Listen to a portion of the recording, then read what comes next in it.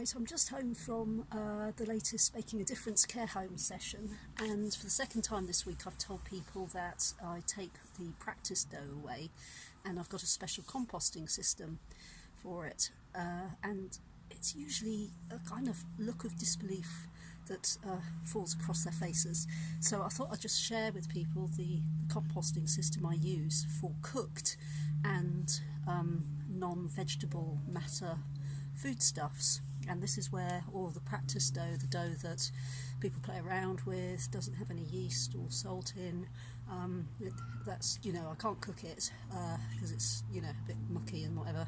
So I compost it, and I use a Bokashi brand composting system, which is fantastic, and it's a little bit like sourdough or something, if you like, because it uses fermented bran and the microbes in that to break down food, and then you just bury it in your garden, and it brings a nice different set of nutrients to the soil.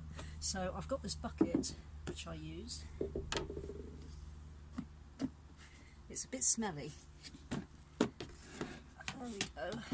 You can see quite a lot of food. We tend to put citrus stuff in there as well because the worms don't really like it that much. So I've got today's practice dough over here. So not a huge amount, because we don't give the residents in the care homes loads to play around with. This was their first session and they thoroughly enjoyed it. But now I've emptied out the beer bottles with all the remains of the balloon science experiment as well, because that was quite gunky. Worked it all into this, which is just flour and water, and I'll just pop it in my bucket. I'll put it in here. I need to squidge it down because you don't want too much air in the bucket. It's anaerobic, so you need to kind of keep it quite airtight. I don't know if the lid is a little bit faulty because there's a bit of mould growing in here.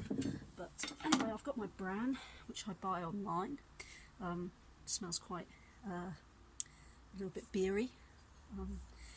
So it's got lots of nice microbes in it. So I've pushed all my food down and I'm just sprinkling this over the top. There we go. I've also got a special potato masher, and I'll just push it all down to get the air out as much as possible.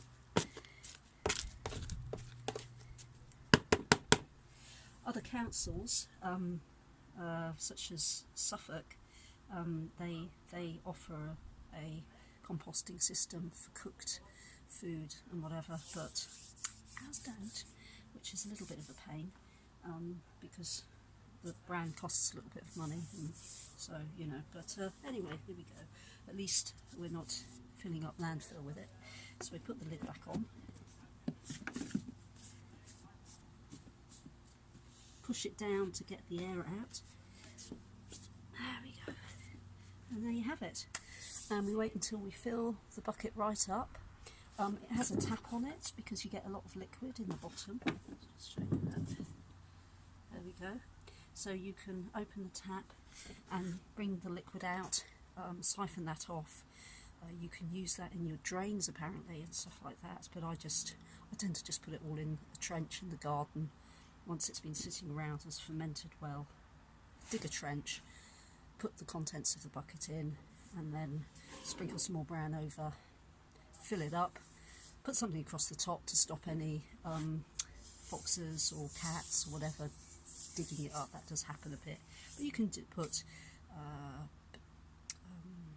meat, bones, all sorts in something like this, so it saves your food waste if you have any, and we don't have a huge amount. This takes quite a long time to fill, but if you have any, it saves it going into the bin and into landfill, which is great.